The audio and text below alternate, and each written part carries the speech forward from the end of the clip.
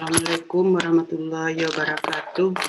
Baiklah, saya akan melaporkan hasil penelitian saya dengan judul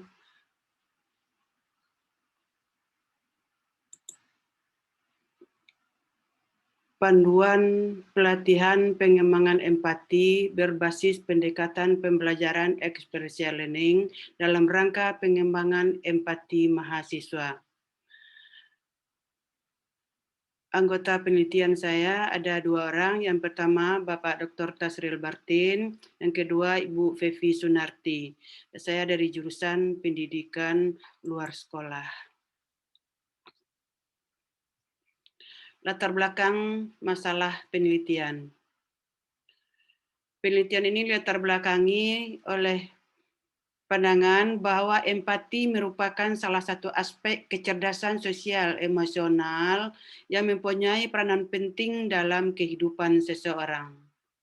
Empati merupakan kemampuan untuk membagi kehidupan inti dengan orang lain yang fundamental untuk kesuksesan hubungan manusia dan masyarakat. Jadi dapat kita simpulkan bahwa empati adalah penting. Sementara itu, kenyataan yang teramati dewasa ini, rasa empati sudah menipis di banyak kalangan masyarakat, termasuk para mahasiswa. Oleh sebab itu, empati harus ditingkatkan, termasuk bagi mahasiswa Universitas Negeri Padang. Tujuan penelitian. Secara umum tujuan penelitian ini adalah menyusun dan menguji kelayakan panduan model pelatihan pengembangan empati mahasiswa berbasis pendekatan pembelajaran experiential learning. Secara lebih khusus, penelitian ini adalah untuk 1. Mengidentifikasi permasalahan perkembangan empati mahasiswa. Yang kedua, merancang panduan model program pembelajaran pengembangan empati mahasiswa berbasis pendekatan pembelajaran experiential learning. Maka luaran yang diharapkan, yang pertama adalah terbitnya artikel pada proceeding seminar internasional.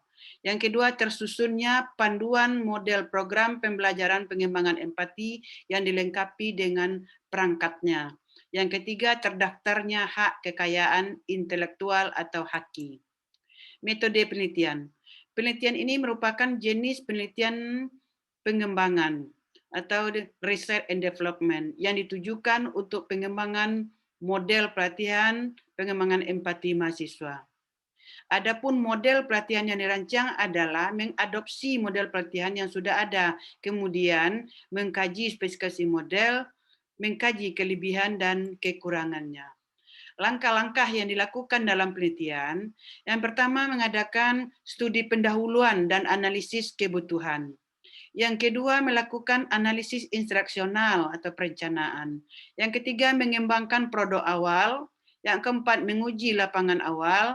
Yang kelima, melakukan revisi utama terhadap produk berdasarkan saran pada uji coba.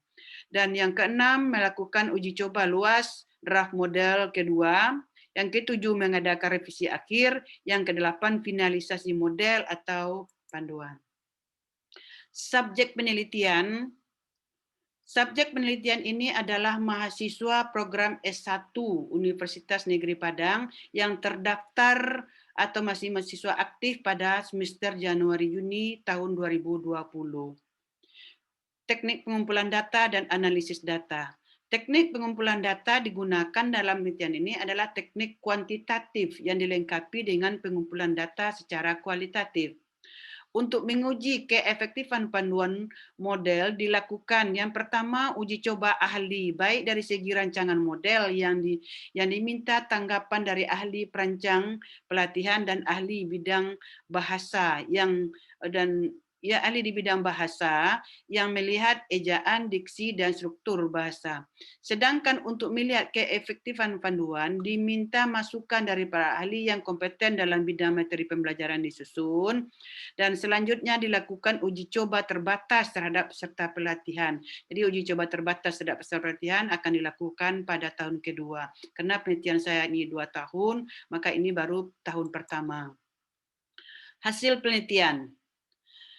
Ada 4 hasil penelitian. Yang pertama adalah bahwa gambaran empati mahasiswa Universitas Negeri Padang baik dilihat pada komponen kognitif yang terdiri dari aspek pengambilan perspektif dan aspek fantasi maupun komponen afektif yang terdiri dari aspek empati perhatian dan aspek distress pribadi, maka empati mahasiswa itu dalam semua aspek itu tergolong rendah. Jika ditinjau dari perbedaan jenis kelamin antara laki-laki dan perempuan berdasarkan hasil uji hipotesis, terdapat perbedaan empati antara mahasiswa laki-laki dengan mahasiswa perempuan, di mana mahasiswa perempuan memiliki kemampuan berempati lebih tinggi daripada mahasiswa laki-laki. Berdasarkan hasil uji ahli atau pakar terhadap materi atau isi panduan pengembangan empati berbasis pendekatan experiential learning untuk mengembangkan karakter sosial mahasiswa sudah sangat layak untuk digunakan. Hal ini berarti materi atau isi panduan sudah tepat digunakan untuk mengembangkan empati mahasiswa dalam rangka pengembangan karakter sosial mahasiswa. Dan berdasarkan dari segi tampilan dan bahasa, panduan pengembangan empati berbasis pendekatan experiential learning untuk pengembangan karakter sosial mahasiswa sudah layak untuk digunakan. Hal ini berarti bahwa tampilan dan bahasa serta ejaan yang digunakan sudah sesuai dengan kaedah ilmiah dan tata bahasa Indonesia yang benar. Maka berdasarkan hasil penelitian diberi saran yang pertama sesuai dengan hasil penelitian bahwa masih rendahnya kemampuan empati mahasiswa, maka disarankan kepada pendidik, lembaga keorganisasian mahasiswa seperti BEM, HMJ, dan sejenisnya agar dapat menyelenggarakan berbagai program yang dapat melatih peningkatan empati mahasiswa. Dan sehubungan dengan terdapatnya perbedaan tingkat kemampuan empati antara mahasiswa laki-laki dan mahasiswa perempuan, yakni empati mahasiswa laki-laki lebih rendah daripada empati mahasiswa perempuan, maka disarankan memperbanyak intensitas program pelatihan terhadap mahasiswa laki-laki daripada mahasiswa perempuan.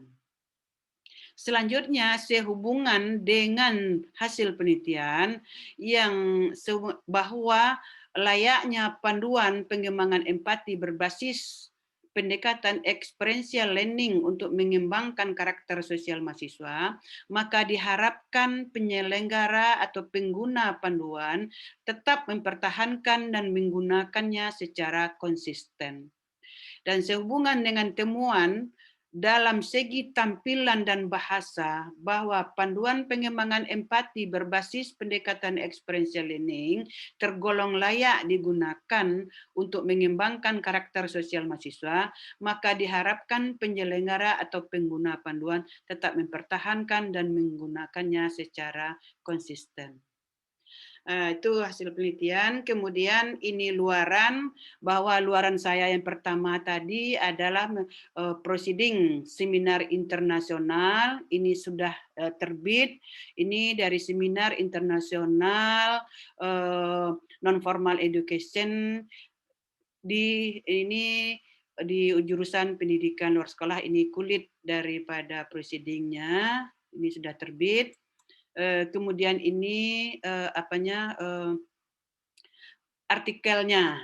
Nah, ini yang saya muat, ini artikelnya. Saya masukkan aja ke PowerPoint. Selanjutnya ini enggak begitu jelas kelihatannya, itu hakinya juga sudah terbit. Nah, ini dari hakinya. Ini panduan juga sudah saya upload. Mungkin ini saya kutip, saya cuplik aja sedikit bahwa panduan yang telah saya kembangkan merupakan hasil atau luaran daripada penelitian. Ini sudah saya upload juga. Demikianlah hasil yang dapat saya sampaikan dari hasil penelitian saya. Demikian saja, wabillahi taufik wal hidayah. Assalamualaikum warahmatullahi wabarakatuh.